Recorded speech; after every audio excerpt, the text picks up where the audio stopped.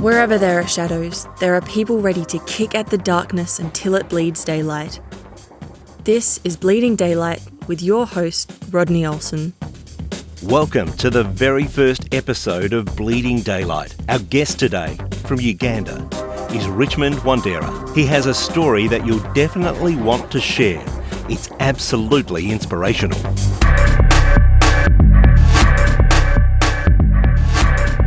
Richmond Wandera has an incredible story to tell. He's the senior pastor of New Life Baptist Church in Kampala, Uganda, and is the founder and director of Pastors Discipleship Network, a non-profit that serves, equips and trains thousands of pastors across East Africa. He's a master's degree in spiritual formation from Moody Graduate and Theological Seminary in Chicago and holds a PhD in philosophy of leadership from Lancaster Bible College and Capital Seminary. Now, it might sound like Richmond has led an extraordinary life, and he has, but perhaps not in the ways that you might think. His childhood was painful and challenging, marked by extreme poverty, illness, loss and hopelessness.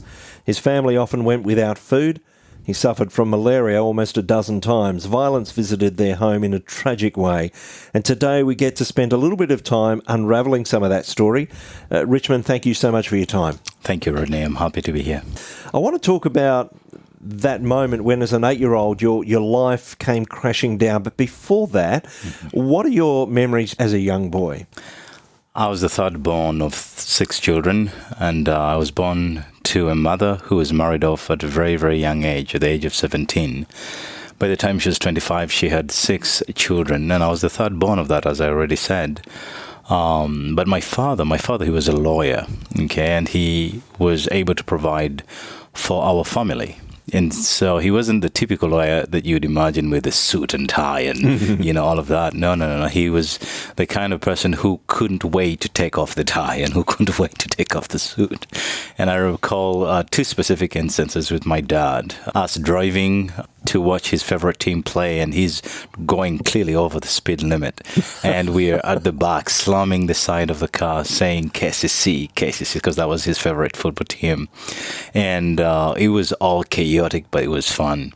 And I do remember another time when he believed that he could lift all 6 of us and my mother up, and he tried. And we knew he hadn't succeeded, but he believed he had. And so I do remember very, very fond memories of my dad and my mom. And Rodney, we were really one united family heading towards a bright future until all that changed. Tell me how that changed. I was 8 years old when I was rushed out of school, only to come home and find that my mother and father were not around, yet there were a lot of people gathered around the house, and people were crying and wailing, and they'd put 3 massive old pieces of wood in front of our house and lit them on fire. In Uganda, when you see that, you know that death has come to that home. And I did not know who had died. I did not know what had happened. And then it dawned on me when I saw the blood in front of our home that someone has been taken away from our home. Rodney, I learned later that day that my father had been murdered in the presence of my mom. And my mom was in hospital for witnessing what my father had experienced. Something happened to her body. She changed. That day, it seemed like I'd lost both my parents. My father, physically, he was killed and murdered. But my mom, emotionally and psychologically, she was not the same. My mom was the kind of woman you called when you're having a bad day. She was sunshine. She could talk your ear off. She was very loud and happy. But Rodney, the woman who returned home, my mother, she was different. She was quiet, she was subdued, she was not laughing anymore. And Rodney, that really affected us. It affected us, not just the loss of my dad, but the change of my mom. And we began to experience some forms of injustice that are hard to describe. I think the first one was when my mother tried to get the benefits from my father's work. And she was told she had to pay money for those benefits to be processed out. And she ended up not getting a penny from my father's work. The other thing that happened was my uncle, who should have taken care of us, was in financial problems about that time, and he ended up taking what belonged to my father's suits, my father's clothing, the furniture at home, and basically sold all of that to take care of his own financial problems, leaving my mother and her 6 children in a more desperate place. There was 6 of you children. What was the age range? The oldest was 12, while the youngest was 1. So you've got a 12-year-old older sibling. Was that brother or a sister? Brother. Brother. Yeah. You're 8 in the middle there, and you have a 1-year-old. Mm-hmm.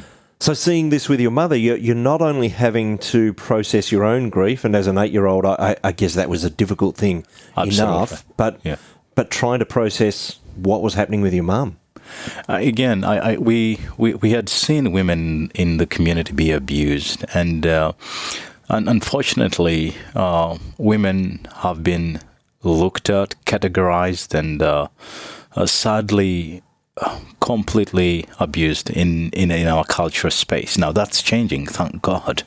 But by the time this was happening, women were not regarded as having equal rights or anything as men, and so it was hard to see my mother just in tears, and she's just helplessly trapped. She couldn't talk to any of the elders or any of the community leaders or any of the people in the tribal group that were in a place of influence, because she was a woman. She basically did exactly as she was told.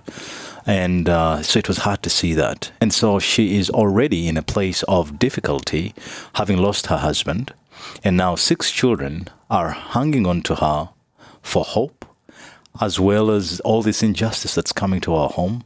We're in a government system that does not provide welfare to people in her state. And so she's utterly in this place of total devastation. Her health is not good. And so, Rodney, it was in this time that the worst came, when we were asked to leave the home, because we only had that house that we were living in because of my father's work. And once he was out of the picture, we had to leave the house. And that's how we ended up in Naguru slum. I want to explore that slum and find out a bit about it. But first, maybe some background, because this is all happening against a background of what's happening in Uganda at the time. Tell us about your country. You're right, Rodney. This is happening against a very massively dark background. 1971 was the beginning of a reign of Idi Amin, who was a brutal dictator. And he ruled the country for 9 long years. And many people at that time thought it was the end of the world because of so much death and the reckless behavior of the soldiers and the army, and the killings that just were unending.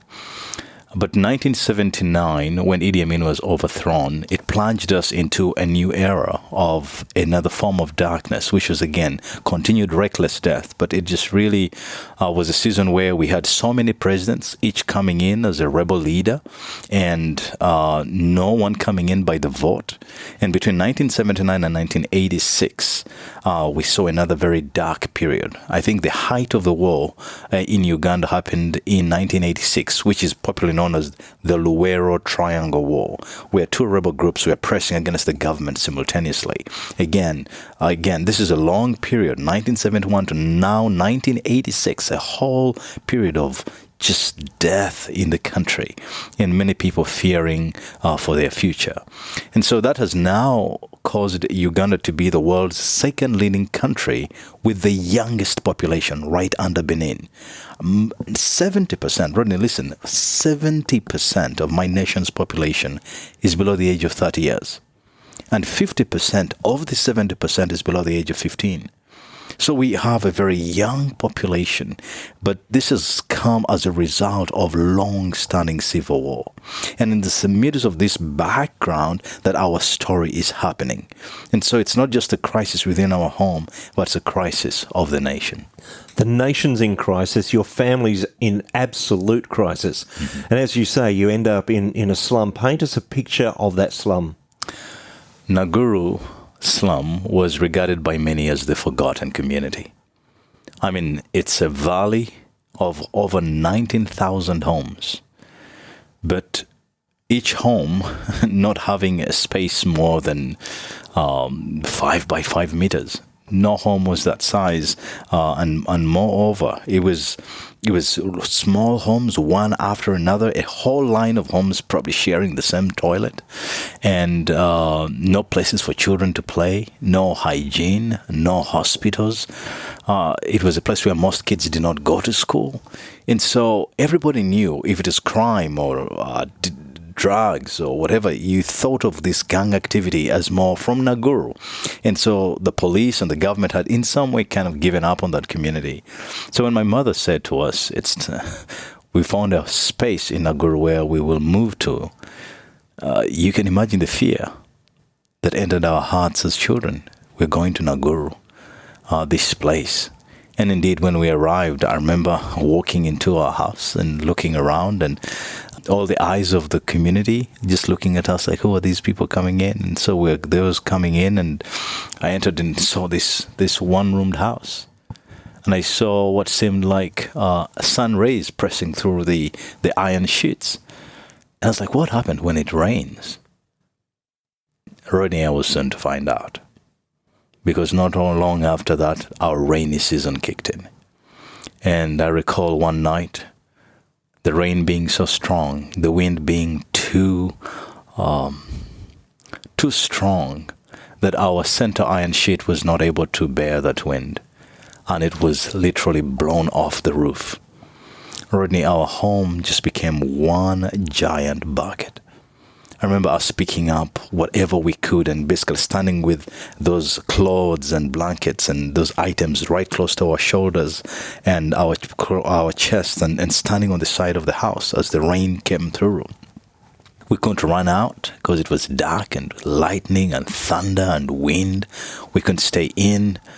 And it was that night, Rodney, that I felt like I had lost myself.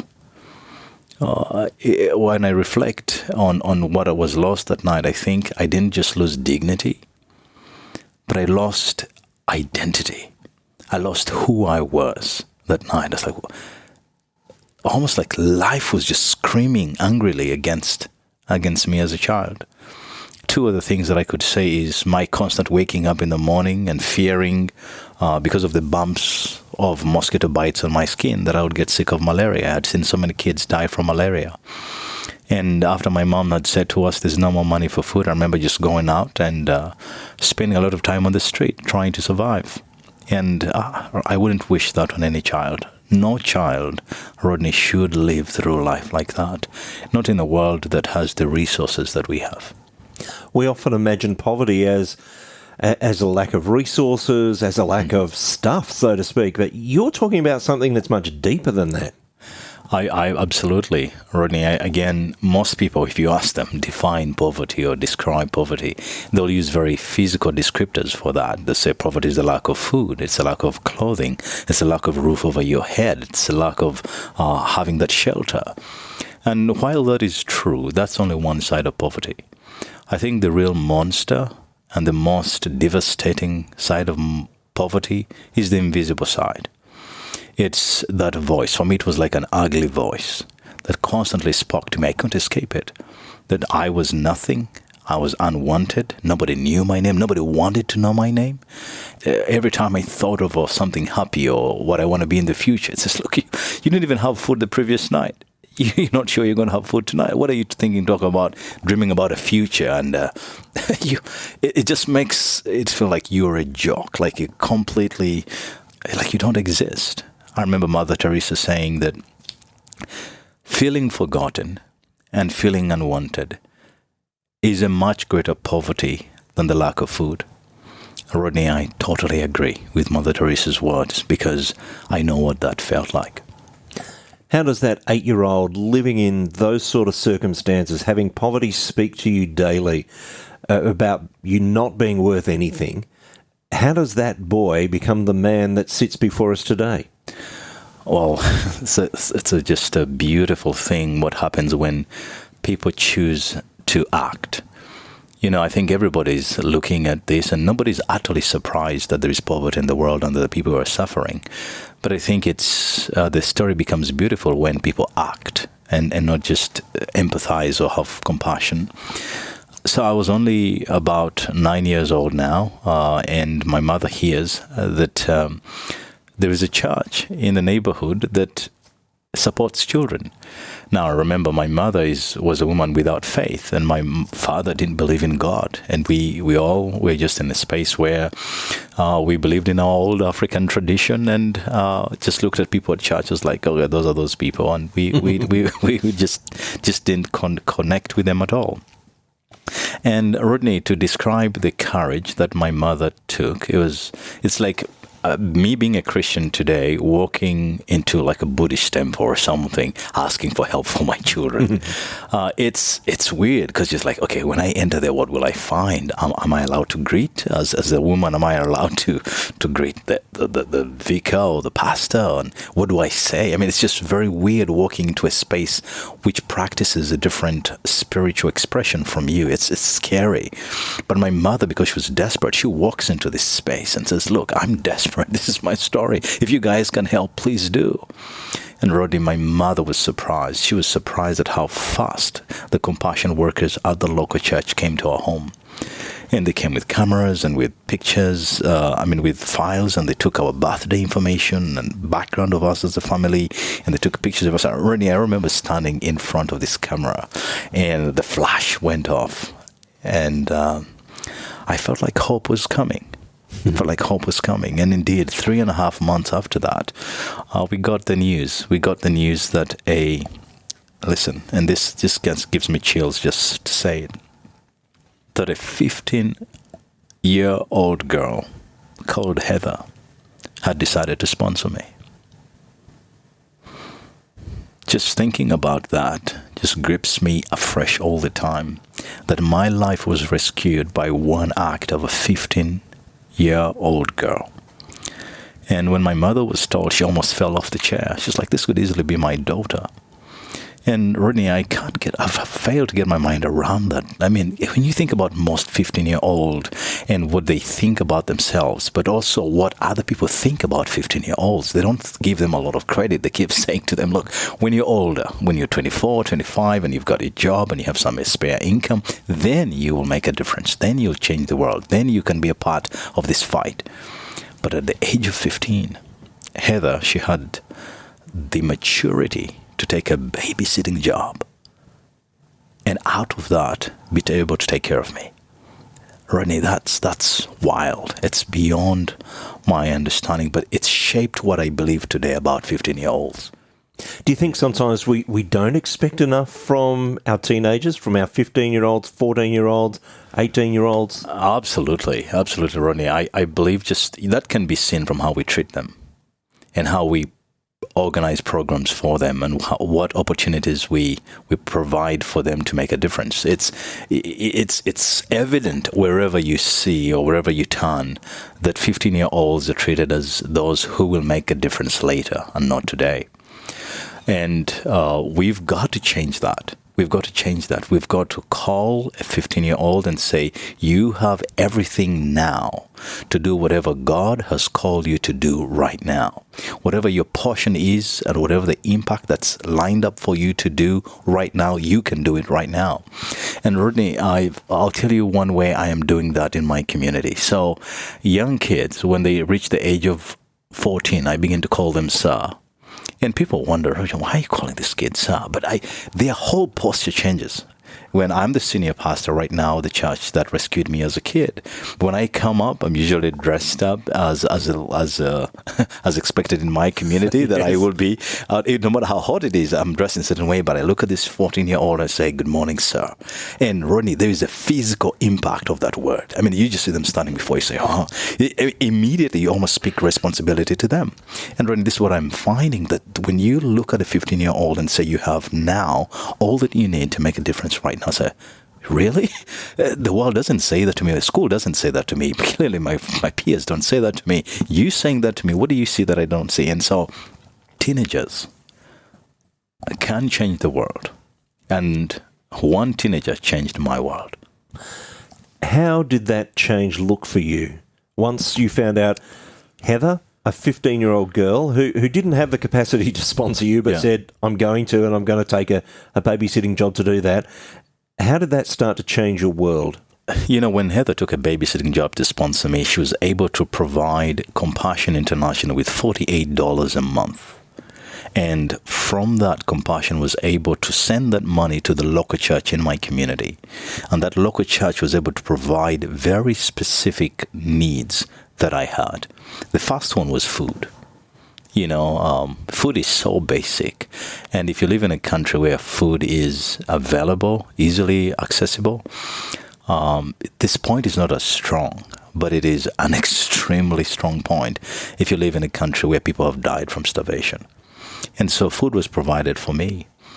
Healthcare was provided for me. I still remember my healthcare number, UG129/0064. I can never forget that because it was given to me and said, Richmond, anytime you fall sick, don't even run to church or run to the Compassion Project. Run to any dispensary or hospital around you.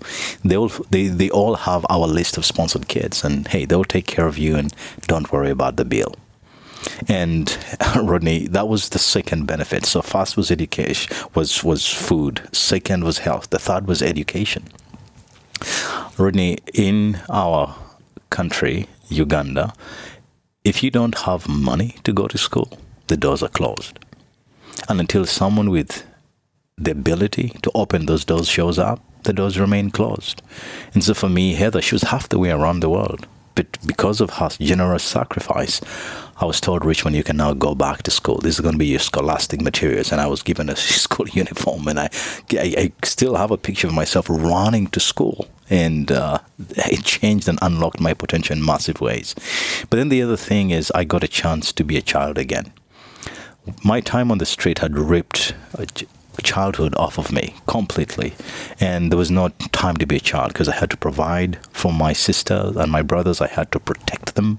There was no time to be a child, but here I was now in a space where there are merry-go-rounds, there's seesaws, and it's a church, it's a safe place, and there I was. And I was also under the care of people who were not necessarily paid to take care of children, but they felt it was a calling from God to take care of children, and so they would work extra hours without any additional pay. But they would just work and take care. And Rodney, it was there that I met Pastor Peter. And Pastor Peter became the father that I did not have. He stood with me, he mentored me to this day, and he's walked closely with me. And all these doors were opening because one 15-year-old had made a decision to live simply so that I could simply live. And I could not be more grateful. And so the way I live today is really to give back as much as I can and make a difference as a way of saying thank you. There were voices back for that 8-year-old that were saying, you're worthless, you're never going to be anything. Yeah. You're a joke. What were the voices that came from Heather for you? What were the words that you experienced from Heather? You know, it's such a serious problem, poverty, because poverty, like a voice, speaks to the child, again, constantly. As I mentioned earlier, you're worthless, you are nothing, nobody wants you. And so that level of poverty, that invisible poverty, there is no amount of money you can throw at it to overcome it. There's no amount. You could clothe me up well, but the voice remains. You could give me Vaseline for my face and lotion, and the voice remains. There is nothing you can do using money to overcome that voice. The only thing that overcomes that voice is a counter voice, a counter message. And Heather's letters brought to me words like, Richmond, I love you. Richmond, I'm praying for you. These are the kids. She was part of a Presbyterian church, and so she could send me kids, pictures of the kids of the Presbyterian church. She sent me a picture of her pet dog and said, hey, do you love dogs? She completely didn't understand that we have no pet culture back home. And so that was a really funny question that she asked. But she sent me stickers. She sent me cards that had music in them. And Rodney, these small and simple things were able to awake the Richmond that was slowly dying. And she said words over and over again, words that I was not hearing in my community. And I believe that there is something to be said about the community in which a child grows in. When a child grows up in Nakuru, all they see is gangs and fighting and dirty water and death, and it shapes the child's person, not just the body, but the child's person. And so when I got these counter messages from Heather, at first when she said, "I love you," I thought, "You don't even know me. How can you love me?" But Rodney, Heather said that enough times that I believed her. And that's the work of God. It's a miracle. It's a miracle that a person who believes deeply darkness about themselves can actually change that belief system because of the words that are countering the message that they have always been hearing. And I believe that it doesn't take that much to change the life of a child. Really, it doesn't take that much. But it takes that constant presence and that affirmation and that belief that hey, I'm here with you. There's nothing you can ever do for me to let you go. I'm here. And I think that children can tell. And I was able to tell. And I believed Heather's words. And I think that's what brought the healing that I currently experience. And now I'm very passionate about extending to other children. You mentioned Pastor Peter a little while ago, and I believe that there's a particular story that he shared with you that made a radical difference in your life. So I joined the project at a very young age, and but like I said to you earlier, Rodney, I didn't come from a family of faith. We didn't believe in God. We didn't believe in Christianity or anything like that. But we just wanted help, and we found help at the church. And it was at that church that I met this man, Pastor Peter, who later on became the father that I did not have. But again, on joining the project, we began to hear about the gospel, about the good news of Jesus Christ. I received my first Bible at the local project. And I began to read this book and then to interact with friends about it and then to hear all these stories that were very, very exciting and engaging. And I wish I had made this decision earlier, but it waited until I was 14 years old that I finally heard this story from Genesis 39 and 40 about this boy Joseph. And Pastor Peter spoke with passion and pleading with us about Christ. And he said that this boy Joseph, he went through all these difficult things in his life, not of his own making. He went through all these challenges, but there was a God who had a good plan for him. And Rodney, my heart was touched, and I could feel deeply that I need this God in my life. I'm a sinner. I need to repent and change and become anything that this God would want me to be. And Rodney, that is how I made my decision to follow God. And I had no idea that it was going to completely change my future and change my family. Few years later on, I was 19 years old, and Rodney, I had the opportunity to see all 5 of my siblings make a decision to follow Christ. All of them led to Christ by Pastor Peter. When I was 19, I had the absolute joy of seeing my mother invite herself to church, and she sat at the back, and Pastor Peter was going as he normally goes every Sunday, talking with just passion about God. And my mother, she walked forward, knelt down, accepted Christ in her heart. And Ronnie, in that moment,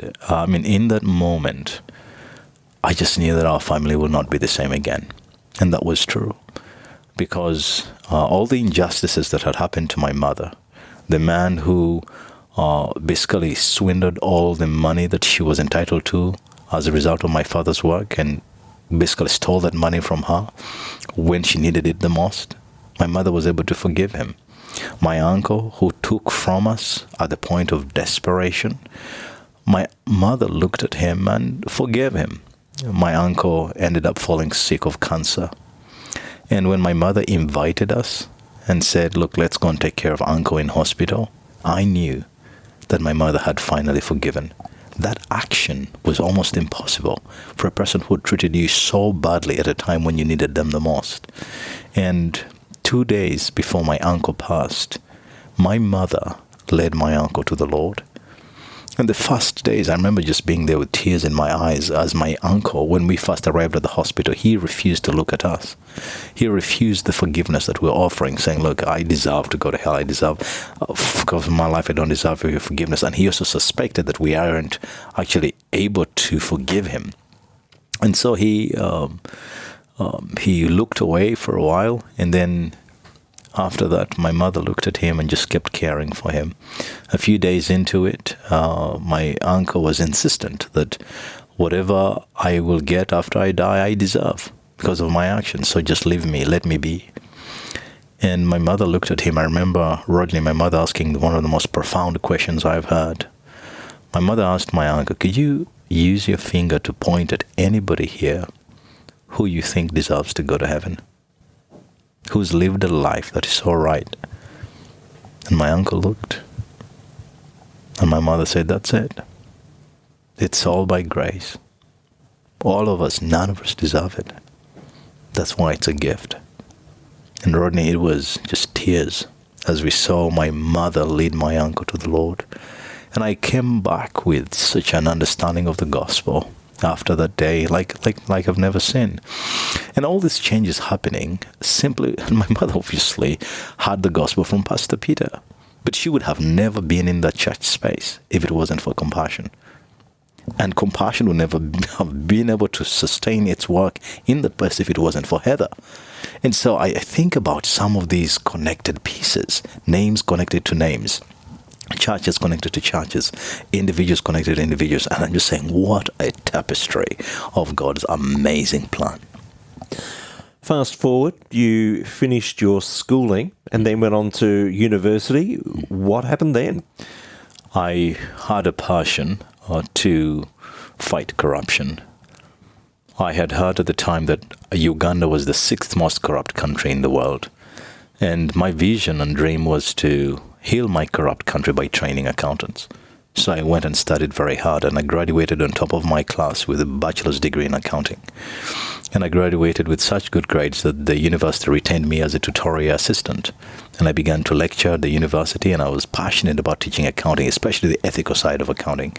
And that was a wonderful time. But then, Rodney, it just kept before me the story of my mother, and how she was completely freed from this unforgiveness and this bitterness that was very common in the Naguru slum. I thought, look, our community in Naguru needs accountants, and it needs business people, and it needs the health and food and support. But what I think our community needs is that which changes us on the inside, that which brings hope. And so I began to pursue pastoral ministry. And Pastor Peter, who was my senior pastor then, was then promoted to become the general secretary of the Baptist Union of Uganda. And so Pastor Peter said to me, Richmond, I think it's time.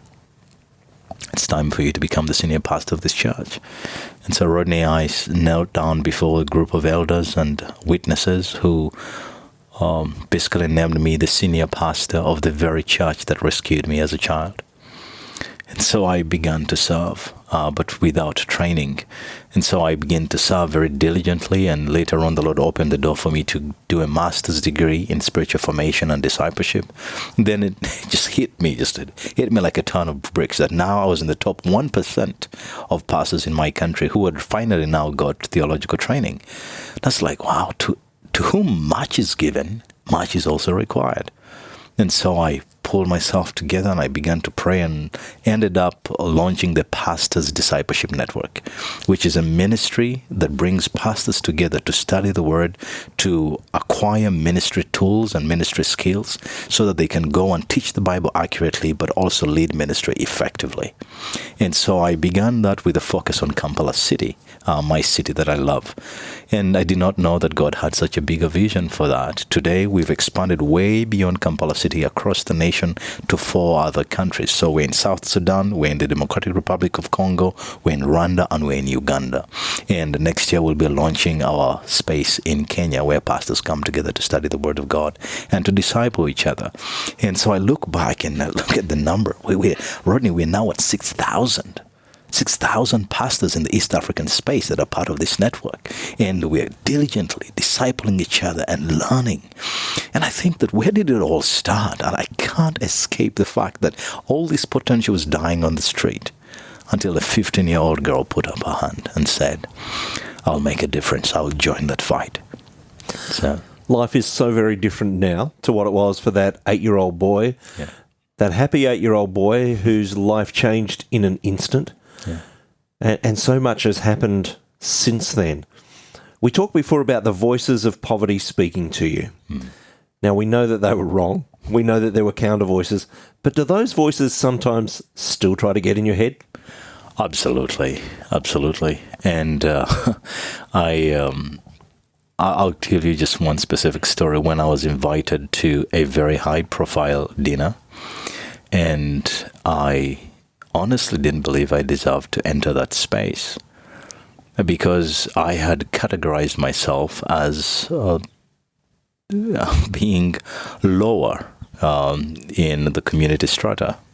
And I decided, look, I don't know. It was going to be very awkward walking through this space where everyone is a leader with such a good background, such a good education. What would I be doing in this space? And yes, those voices kept getting into my head. But that's why I'm passionate about breaking those lies. I got help. I remember Steve Wilson, a gentleman who has been very, very helpful to me in helping me identify these lies that continue and linger on, because it's not black and white where you can identify it. Sometimes it's there and you don't even know. It's been with you so long that it becomes your new normal. And until someone on the outside looks and says, look, Richmond, why do you look at yourself like that? Why are you so constantly disqualifying yourself from opportunities, disqualifying yourself from conversations? Why do you do that? And I realized, man, some of these lies still linger on in some way, but probably not as it is in some other children's lives. But I think for me, it's a constant battle. And that's why the more I talk to children about this, the more I talk to fellow Compassion kids about it, the more I free myself from some of these things, and the sharper my eyes get in identifying some of these lies. And so, yes, Rodney, sometimes it's a constant battle. And I think in some way, it is an onslaught from the enemy to really affect our identity, not just in Uganda, but around the world. There is an identity crisis. There are people who are wondering who they are or what they are. And inside people's hearts, there's always this tickling thought. I mean, what if I lived my life more fully? What if I really unleashed the potential that's inside of me? But quickly, then they quiet that voice because, probably not today, maybe tomorrow. I'll press into that thought a little bit more another day, but not now. And it's always this constant postponing of this suspicion that I could actually do more than I'm currently doing, but they keep extending it to tomorrow. And I think it's pronounced even more in the poverty space. But I know that most people will recognize it. And it's the more we fight it in our own lives and feel the impact that happens when we release ourselves more fully into serving others, into being a blessing, into making a difference, then the more we are keen to release others into their full potential. You already touched on a real message for you, and that is that we should be living more simply so that others may simply live. Yeah. Maybe that's a thought that you'd like to leave with us today. Yeah, Rodney, I honestly believe that it's not that complicated.